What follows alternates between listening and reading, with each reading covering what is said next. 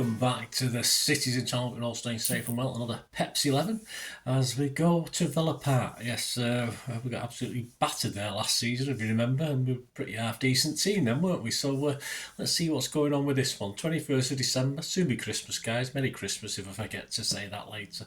21st of December 2024, 12:30pm kickoff. We're never good on these early kickoffs, are we? At the best of times. Match day 17.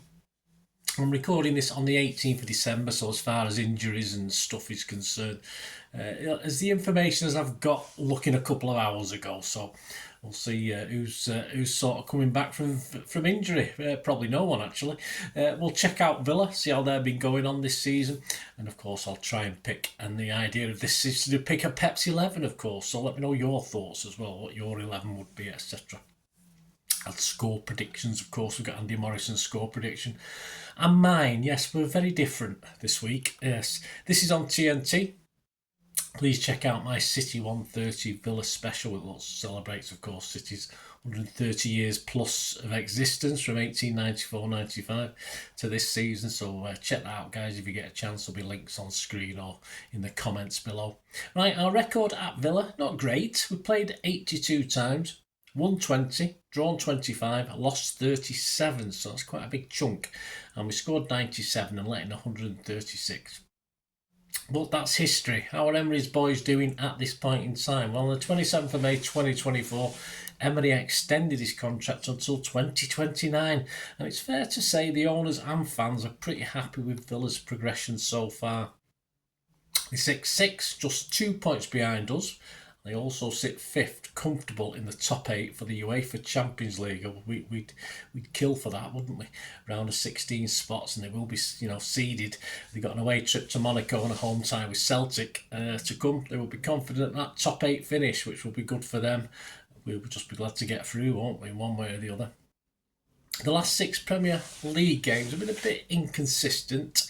They lost at Liverpool 2-0. They drew at home to Palace 2-2. They lost away at Chelsea 3-0. They beat Brentford at home 3-1.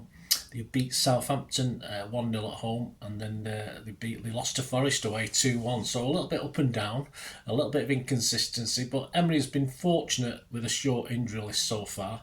And as we saw last season, as I said earlier, they've got the players to harm us. As an informed City, never mind a City that's so out of form as we are now. With the reward being to leap above us in the table, of course, Emery has the nous, tactical knowledge and incentive to do some serious or more serious damage. So that brings us really onto Pepsi 11. Just when you think we cannot get much lower, we put in a totally inept performance against United that damages confidence even more. Certainly damaged my confidence going into this Villa game.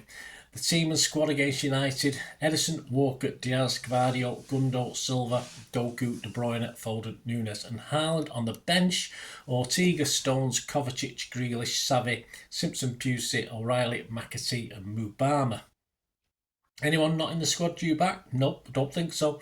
Ake is a definite no with his hamstring, and Akanji is a big question mark. It would be great if he is available or anywhere near, but the fact, of course, he wasn't even on the bench against United tells me we've still got a few problems there. So I'll have to try and discount him. If he suddenly turns up, if he's fit enough to play, I'd stick him in the team. If he was 90% fit, I'd probably stick him in the team the way it is at the moment.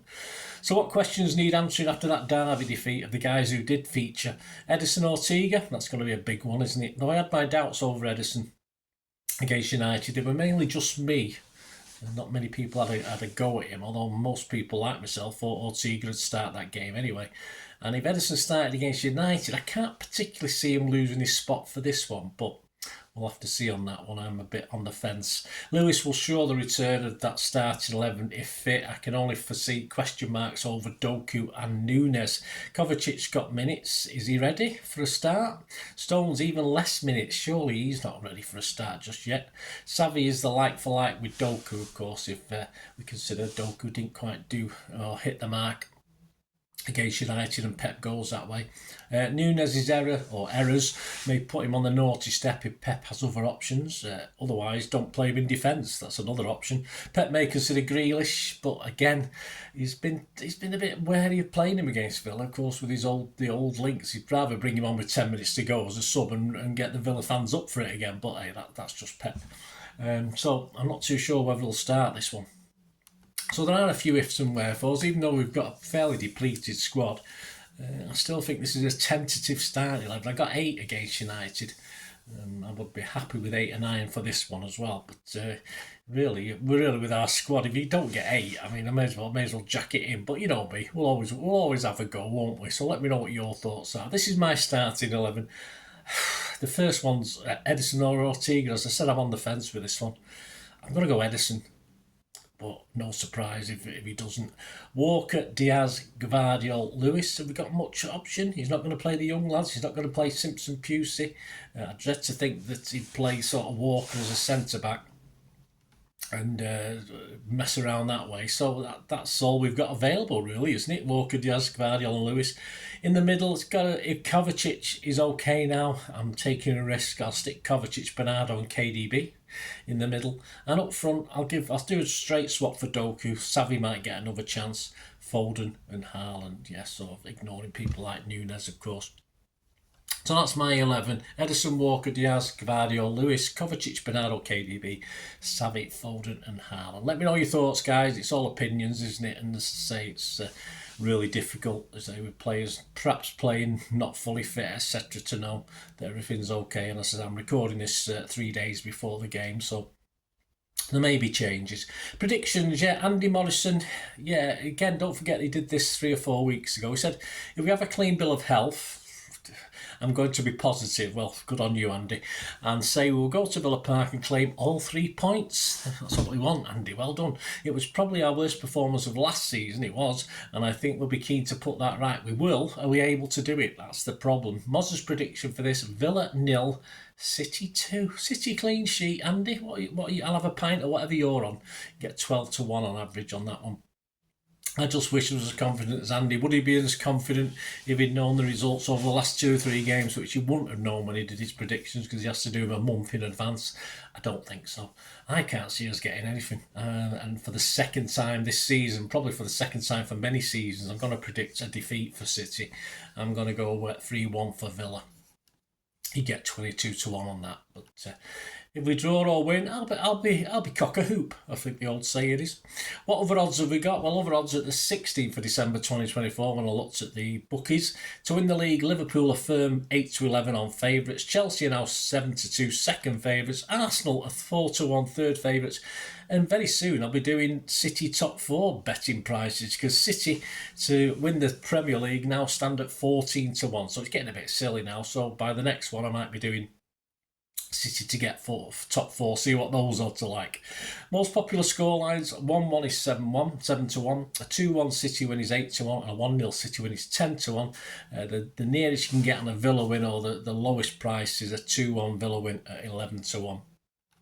Match odds themselves, yes, City are still the favourite, but we're odds against, which you certainly wouldn't have had that for many of the last few years. City 11 to 10 against to win this game. Villa are still outsiders, 21 to 10, tempted a few Villa fans in there, and a draw is 13 to 5. So if you do the old Dutch in, you're not going to win much money as a Villa fan. So be brave.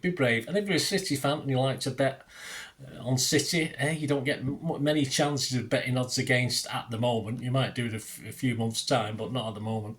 So yeah, next up, I'm not going down to Villa Park, but I've got a couple of things on Saturday, so I will be watching the match, but I'm hoping to get the player ratings out Saturday evening. But it could be a possibility they'll be out Sunday. But either way, keep those buttons pressed so you know when they're coming out.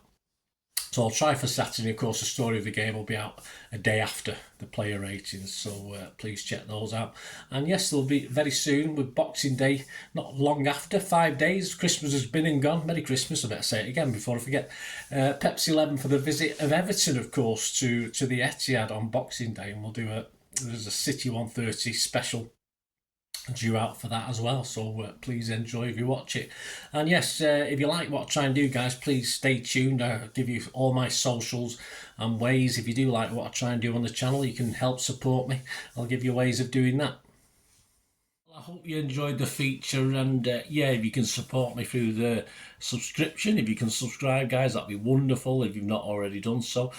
We do actually have memberships at the moment, just 99p a month, so you get access to all my City stuff, including all the history vlogs, dozens and dozens not been published yet that you get immediate access to, and every time I do a edit and do a vlog, you get immediate access to it as well. So you can have a copy of scripts as well if you want any hard copy of the sort of things I do on matches and teams and managers and players, etc, etc. So if you can join the membership, that'd be wonderful. We do have sponsors at the moment. Kippax 6505 are our current sponsor. They have a little eBay shop, so if you check in the comments section, there's a link there to the shop. They sell movie posters from the 90s and 2000s. They sell DVDs, some classic Hollywood movies, some classic foreign language ones. And if you do see anything you fancy on there, if you do place an order, just mention me, just say Bernard sent you, and you automatically get 10% reduction in the cost of your order. So fill your boots, guys, and my thanks to Kippax 6505. And yeah, if you want to support the channel just by watching the ads, that helps. Watch the ads, let them play through while you just have to check your phone or something, let it play out.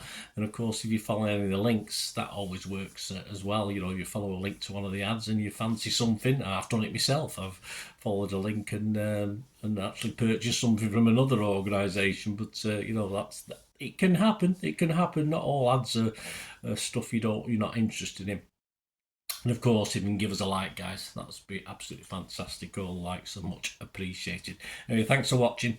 Until the next time, of course, I only ever ask one thing, don't I? Please, I ask you all to stay safe, especially you Blues. Until the next time, come on, City. Bye for now.